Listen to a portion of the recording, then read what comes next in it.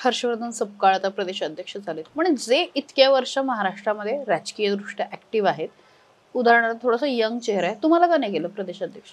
नाही, मला वाटतं हर्षवर्धन संकपाळांचा निर्णय अत्यंत योग्य निर्णय झालेला आहे, कारण की केडरमधला माणूस आहे. राजीव गांधी पंचायत राज अभियानमध्ये त्याने चांगल्या पद्धतीचं काम देश पातळीवर केलेलं आहे.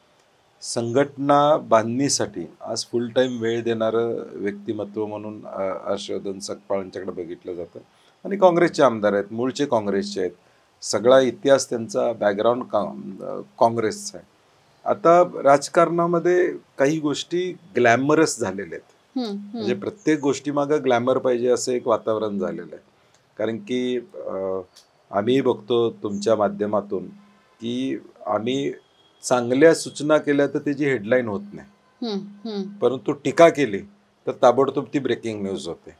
आता पत्रकार ज्यावेळी आम्हाला भेटतात त्यावेळी काहीतरी असं बोलावं असं म्हणतात. म्हणजे ब्रेकिंग न्यूज लागते आता तुम्हा सगळ्यांना. आता हर्षवर्धन संकपाळ यातून थोडे बाजूला होऊन गरज नसलेलं बोलण्यापेक्षा पक्षाच्या हिताचं बोलणं, मुद्द्याला धरून बोलणं, एक सुसंस्कृत चेहरा महाराष्ट्राला आम्ही देण्याचा प्रयत्न दिलेला आहे. आणि शेवटी पक्षामध्ये टीमवर्क असतं.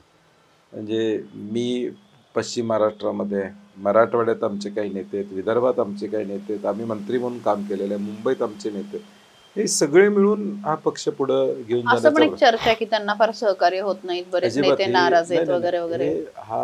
हा भाजपचा प्लॅन असतो की र्युमर मिल्स चालू करायचे. आता आम्हाला परवा कळालं की रवींद्र चव्हाणांना बावनकुळे सहकार्य करत नाहीत. र्युमर आहे, खरं आहे. मग आता म्हणजे हा र्युमर आहे, तसं काही नाही. सगळेजण हर्षवर्धन संकपाळांना सहकार्य करतात. आणि आता पदयात्रा काढल्या त्यांनी. बीडमध्ये देशमुखांच्या संदर्भातली पदयात्रा त्यांनी काढली, परभणीमध्ये शेतकऱ्यांच्या संदर्भातली काढली, नांदेड झालं.